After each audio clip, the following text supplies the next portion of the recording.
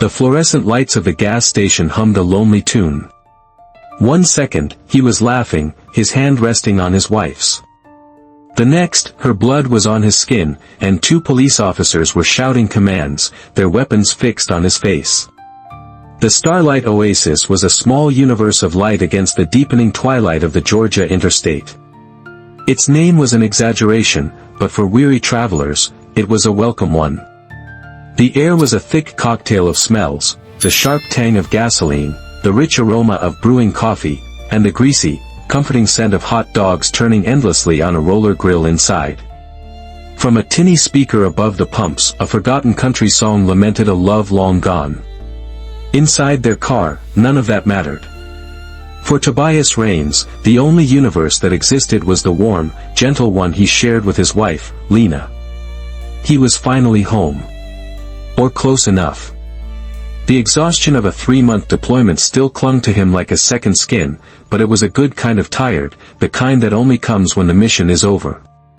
So, first thing when we walk in the door, Lena said, her eyes sparkling with playful mischief, are we ordering pizza, or are you finally going to fix that leaky faucet in the guest bathroom? Tobias leaned back, a genuine, slow smile spreading across his face. He wore a faded gray hoodie and worn jeans, a deliberate shedding of the rigid formality that had defined his life for the past 90 days. Pizza, he said without hesitation. Definitely pizza. The faucet can wait. It's earned a vacation, too.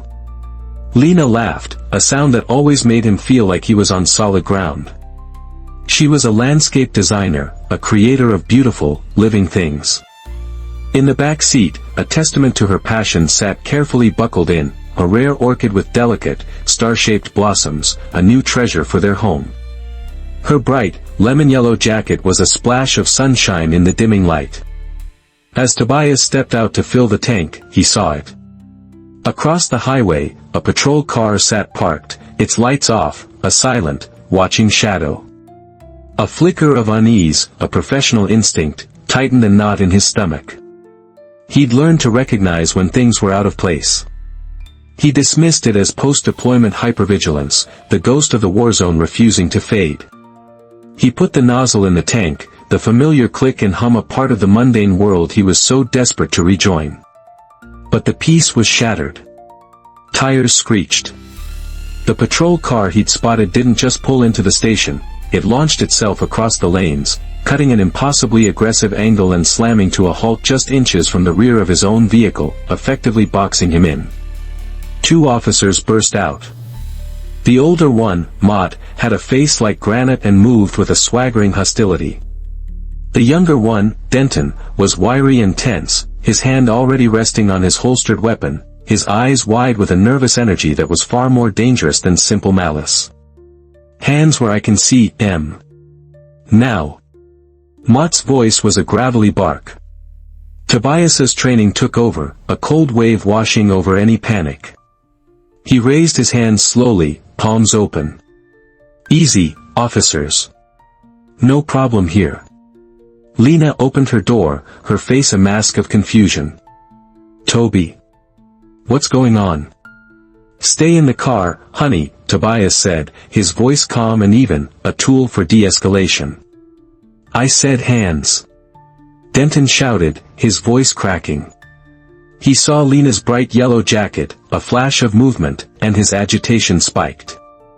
We're just getting gas, Tobias explained, keeping his movements minimal. I'm about to pay.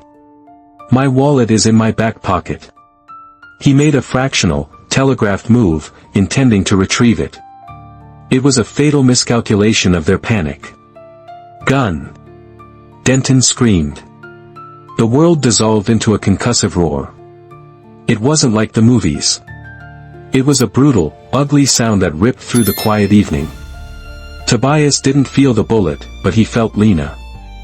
He felt the sudden, dead weight of her body collapsing against his, a strangled gasp escaping her lips. He caught her, his arms wrapping around her as they fell to the greasy pavement. The orchid pot in her hand smashed against the concrete, its delicate petals scattering like fallen stars. The pristine yellow of her jacket was already turning a deep, horrifying crimson. Chaos erupted. The officers were shouting, their words a meaningless jumble. But Tobias's mind went silent and sharp. There was no room for rage or fear. There was only the mission. Save Lena. His eyes scanned the wound, a single, dark hole in her upper thigh, dangerously close to her femoral artery. His SEAL medic training, drilled into him through countless hours of brutal simulation, surged to the forefront. "I need pressure," he roared, his voice cutting through the noise with the absolute authority of a field commander. He ripped off his own leather belt. "I'm applying a tourniquet. Don't shoot." Ignoring the gun still pointed at him, he worked with terrifying speed and precision, looping the belt high on her leg, using a tire iron he'd spotted on the ground as a windlass to twist it tight. The bleeding slowed. He had bought her time. Only then did he look up, his eyes meeting theirs, and for the first time, they saw not a threat, but something they couldn't possibly comprehend. The wail of approaching sirens grew from a distant cry to an overwhelming scream, flooding the starlight oasis with flashing red and blue lights. More patrol cars and an ambulance skidded into the lot, creating a perimeter of official chaos. Paramedics rushed forward with a gurney, their faces grim. Tobias never broke his focus. He remained on his knees, a human shield over his wife, maintaining pressure on the makeshift tourniquet, his hands slick with her blood. Entry wound high on the left femur, possible femoral artery involvement, he relayed to the lead paramedic, his voice clipped and professional. Tourniquet applied at 19:22 hours. She's conscious but going into shock. The paramedics exchanged a look of astonishment. This wasn't the typical panicked bystander. This man was talking their language. "Sir, we need you to step back," a newly arrived officer commanded, trying to pull him away. "Not until she's on that gurney and you have a pressure dressing on this wound." Tobias countered, his gaze so intense the officer instinctively flinched. Finally, Sergeant Miller, a veteran with salt and pepper hair and tired eyes, pushed through the ring of uniforms. He took in the scene, the two jumpy officers, Denton and Mott, already crafting their story, the bleeding woman on the ground, and the man in the gray hoodie who seemed to be a bizarre island of absolute calm in a sea of panic. "I want him cuffed and secured," Miller ordered, his voice carrying the weariness of a man who had seen too many of these nights. "Get his statement." An officer pulled Tobias to his feet, forcing his hands behind his back. The cold steel of the handcuffs clicked around his wrists. As they did, a young man inside the convenience store, filming the entire scene on his phone from behind a rack of potato chips, zoomed in. His shaky footage captured it all, Tobias's calm instructions to the medics, the blood, the shattered orchid, and the cold indifference on Officer Mott's face. "We need his ID," Miller said, turning his attention back to Tobias. "Check his wallet." The officer fumbled in Tobias's back pocket and pulled out a worn leather wallet. He opened it, looking for a driver's license. But another card, stiff and official, slipped out and fluttered to the asphalt. The teenager filming zoomed in again, catching the card as it landed face up under the harsh glare of a spotlight. Sergeant Miller bent down to pick it up. He glanced at it, then froze. His professional mask crumbled, replaced by a look of utter disbelief. He looked from the card to the blood-soaked man in handcuffs, then back to the card. The text was stark and unmistakable against the official seal, United States Navy. Raines, Tobias.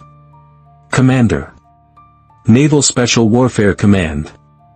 The kid in the store captured Miller's expression perfectly, the sudden, dawning horror of a man realizing the colossal scale of the mistake that had just been made.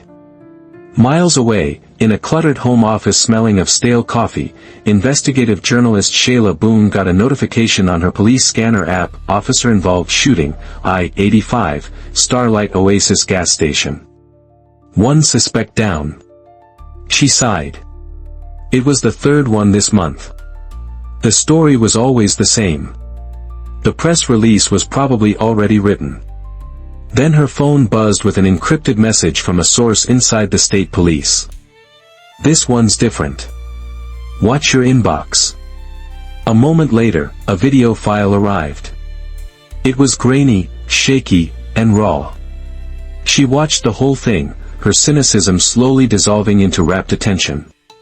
She saw the aggressive stop, the confusing escalation. She saw Tobias's tactical first aid. And then she saw the final, stunning shot, the close-up of the Navy SEAL ID card lying on the pavement. Shayla leaned back, her heart pounding. Her own brother had been beaten during a traffic stop 2 years ago. No charges. No justice. Just a blue wall of silence. She had been waiting for a crack in that wall. Tobias Rains hadn't just given her a crack. He'd given her a battering ram. She turned to her keyboard, her fingers flying, a headline already forming in her mind. This wasn't just another story. This was the one. The next 24 hours were a blur of antiseptic white walls and the sterile scent of a hospital. For Tobias, the world shrank to the rhythmic beep of Lena's heart monitor and the view from a small window in the ICU waiting room. It was from this window, on a mounted television permanently tuned to a 24-hour news channel, that he watched the system begin to protect its own. The press conference was a masterclass in deflection. A grim-faced police chief, flanked by Officer Mott and a stoic union representative, stood at a podium adorned with American and state flags. The words they used were polished stones, smooth and hard and giving no purchase for the truth. This was a tragic, but justified, escalation, the chief said, his voice resonating with practiced sincerity. Our officers found themselves in a rapidly evolving, high-threat situation. Their response was based on their training and a reasonable fear for their lives. On the screen, a caption appeared under Officer Mott's face, praised for his decisive action. Tobias watched Mott's mouth move, but the TV was muted. He could read the words on his lips anyway. Non-compliant. Aggressive posture. Reached for a weapon. Lies, stacked one on top of the other to build a wall around their actions. Tobias's mind, a place of discipline and order, felt a tremor of something he hadn't experienced since his earliest days of training, pure, untempered rage. A hot, white wave of it threatened to crest, to make him put his fist through the drywall. He closed his eyes, forcing it down. Rage was a blunt instrument. He needed a scalpel. His internal monologue was a bitter counterpoint to the chief's speech. Rapidly evolving situation. He thought of a midnight raid in a hostile village, with 3 different fire teams moving in darkness, every variable a potential life or death. That was a rapidly evolving situation. Reasonable fear. He remembered staring down a man with a suicide vest, trying to talk him down while his finger hovered over the detonator. That was reasonable fear. This was incompetence masquerading as protocol. This was prejudice hiding behind a badge. He was pulled from his thoughts by a soft touch on his arm. A nurse. Commander Rains. Your wife is awake. She's asking for you. The rage vanished, replaced by a surge of overwhelming relief. He walked into Lena's room. She looked small and fragile against the stark white sheets, and 4 lines snaking into her arm. Her face was pale, but her eyes, when they found his, were as clear and bright as ever. Her first words were not about herself. They were a whispered, raspy question. Toby, are you safe? They didn't hurt you. In that moment, his resolve solidified into something unbreakable. All the violence he had been trained to unleash, all the controlled aggression he had perfected in the service of his country, was useless here. This was a different kind of war, and it required a different kind of weapon. He took her hand, his thumb gently stroking her knuckles. He leaned in close, his voice a low, steady promise that was more chilling than any shout. I'm safe, Lena, he whispered, his eyes fixed on hers. And they are going to pay for this. I swear it. On the television in the hallway, the press conference ended. The narrative had been set. The wall of silence was being built. But they didn't know that a Navy SEAL was already planning how to bring it down, brick by brick. The high-powered law firms came calling first. They descended like vultures, their sharp suits and gleaming shoes out of place in the sterile hospital environment. They spoke of record-breaking settlements, of punitive damages in the tens of millions. They saw a payday. Tobias saw a compromise. He politely but firmly showed them all the door. He found what he was looking for in a small, cluttered office in a less fashionable part of Atlanta. The sign on the door was simple, the Vanguard Project. Inside, the walls were covered not with expensive art, but with framed newspaper clippings of cases won against incredible odds. It was a non-profit run by Anya Sharma, a whip-smart, no-nonsense former Army JAG officer who had made it her life's mission to defend service members chewed up and spat out by the very systems they had sworn to protect. She didn't offer him coffee or condolences. She offered him a seat and a straight assessment. "The city will offer you a fortune to make this go away," Anya said, her eyes sharp and analytical. "They'll paint Denton as a rookie who panicked and Mott as a veteran who made a bad call. They'll fire them both, you'll be rich, and the system that created them won't change one bit. Is that what you want?" "No," Tobias said simply. He stood up and walked to a large whiteboard that dominated one wall of the office. He picked up a dry erase marker. "What I want," he began, his voice low and steady, "is a legal kill chain." Anya arched an eyebrow, intrigued. Tobias drew a series of connected boxes on the board. Target 1, criminal charges. Attempted manslaughter, reckless endangerment, filing a false report. We make Denton and Mott radioactive. We make them pariahs. He drew another box, connecting it to the first. Target 2, systemic failure. We sue the department. We go after their training manuals, their hiring practices, their complaint history. We prove that this wasn't an accident, it was an inevitability. Shayla Boone's article has already laid the groundwork. Finally, he drew a third, larger box. Target 3, the rulebook itself. We used the public pressure from this case to force legislative change.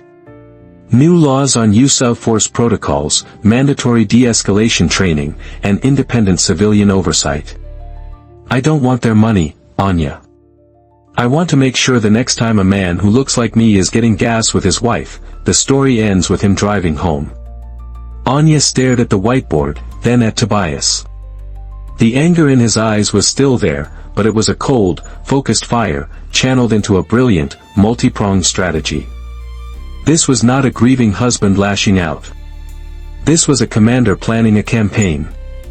"All right, Commander," she said, a slow smile spreading across her face. "Let's go to war." Their campaign, however, attracted unwanted attention. A week later, a man in a crisp, dark suit from the Department of Defense requested a private and informal chat. He was polite, almost friendly, as he sat across from Tobias in a sterile meeting room. "The Navy is behind you 100%, Commander," the man said smoothly. "We want to see justice done. However, a lengthy, public, and contentious trial could cast a negative light on the armed forces. It creates unhelpful narratives." He slid a folder across the table. "We believe a quiet, internal resolution would be best for everyone.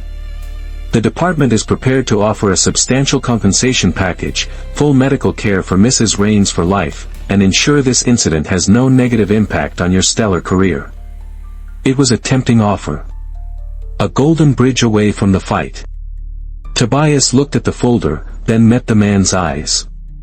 His voice was quiet, respectful, but held the unyielding strength of forged steel. "With all due respect, sir, my loyalty is to the principles this country is supposed to stand on, not to protecting a flawed public image. Some things are more important than a career." He pushed the folder back across the table, untouched. The message was clear. The war would be fought on his terms. The courtroom was a pressure cooker. Every seat was filled.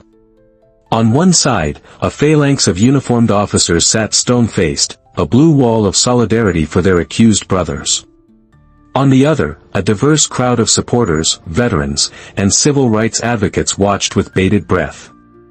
In the center of it all sat Officer Denton, pale and sweating, and Officer Mott, whose defiant smirk seemed etched onto his face. The air was thick with a tension that was almost physical. Lena's journey to the witness stand was a silent, powerful indictment. She moved slowly, deliberately, with the aid of a single black cane, her leg encased in a supportive brace. The faint click of the cane on the marble floor was the only sound in the cavernous room. When the prosecutor produced the evidence bag containing her lemon-yellow jacket, now stiff and stained a dark, rusty brown, a collective gasp rippled through the gallery. Her voice, when she spoke, was soft, but it carried to every corner of the room. She didn't speak of the terror or the pain. Instead, she told the jury about the orchid she had bought, and the silly argument about pizza versus plumbing. She painted a picture of a normal, happy moment, and in doing so, she made the violence that shattered it feel all the more obscene. She made them feel the loss not just of her health, but of a precious, ordinary peace. Then, it was Tobias's turn. He walked to the stand not in a suit, but in his full navy dress whites. The uniform was immaculate, a stark, brilliant white that seemed to suck all the light in the room towards it. The rows of colorful ribbons on his chest told a story of service and valor in faraway lands. The gold commander insignia gleamed on his collar.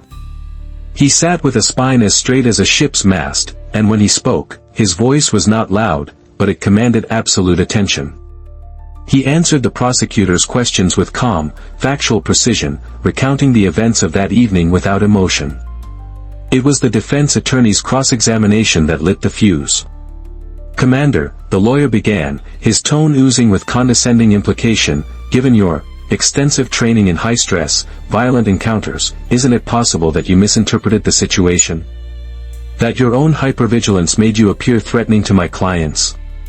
Tobias turned his body slightly, not to the lawyer, but to face the jury directly. He paused, letting the silence hang in the air before he answered.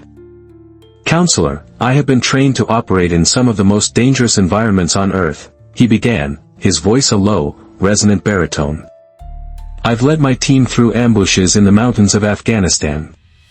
I've navigated the dark, contested waters off the Horn of Africa.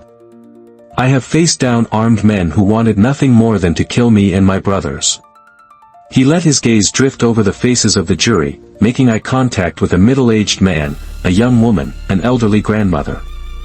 "But in all those years, in all those places," he continued, his voice dropping slightly, filled with a profound and chilling gravity, "the only time I have ever been truly, utterly terrified, was under the fluorescent lights of a Georgia gas station.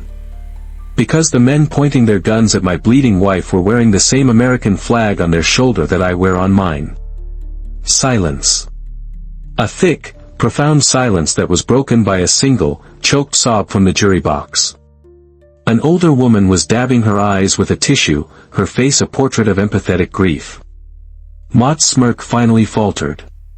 Denton stared at the floor, his face ashen. Tobias had not raised his voice. He had not gestured wildly. He had simply presented them with the truth, an impossible, heartbreaking paradox that no one in that room could ignore. He had taken their entire defense and turned it into his most powerful weapon. The jury deliberated for 8 hours, a lifetime in the tense quiet of the courthouse. When they returned, their faces were grim and resolved. The court clerk read the verdict, her voice steady but devoid of emotion. "On the charge of excessive force, as to Officer Denton, we the jury find the defendant liable." A wave of sound washed over the room, gasps from the police section, quiet sobs of relief from the supporters. "On the charge of excessive force, as to Officer Mott, we the jury find the defendant liable. On the charge of racial profiling, as to both defendants liable." It was a clean sweep. Denton lost his badge permanently. Mott was suspended indefinitely, his case handed over to the Department of Justice for federal investigation. The blue wall had crumbled. The verdict was not the end. It was the beginning. Shayla Boone's reporting, combined with the explosive trial, created a firestorm of public outrage and political pressure. 2 months later, in a ceremony on the steps of the state capitol, the governor signed the Raines Law into effect. The new legislation mandated that all responding officers render medical aid to the injured before securing a scene, and created a third-party civilian board to review all racial bias complaints. Lena stood beside Tobias at the ceremony, her cane still by her side, a permanent reminder of the cost of this victory. As the governor handed Tobias the ceremonial pen, cameras flashed, capturing the scar on Lena's leg before moving to her face, which was no longer fragile, but forged in fire. They didn't stop there. With the help of Anya Sharma and a flood of donations, they launched a non-profit foundation. They called it the Starlight Beacon, a name that reclaimed the site of their trauma and turned it into a symbol of hope. Its mission, to provide legal aid and advocacy for veterans and their families facing discrimination and injustice at home. At their first press event, held in a modest community center, Lena was the one who stepped to the podium. Her voice, once soft, now held a quiet, unshakable power that captivated the room. "My husband," she began, her eyes finding Tobias in the crowd, "was trained to navigate the most dangerous waters on earth. But his greatest act of navigation was guiding us through a storm of hate, not with a weapon, but with a moral compass that never wavered. That is true strength." Before you click away, I want you to think about something. This story isn't just about one man's fight. It's about the moment when a system is forced to look in the mirror. It's about the strength it takes to seek justice, not vengeance. If this story moved you, if it made you feel something real, then help us keep telling stories that matter. Hit that like button, and subscribe to this channel for more powerful true stories. And in the comments below, share your thoughts on what true strength looks like. As always, please comment with respect for everyone in this community. Your voice matters. Let's make sure it's heard.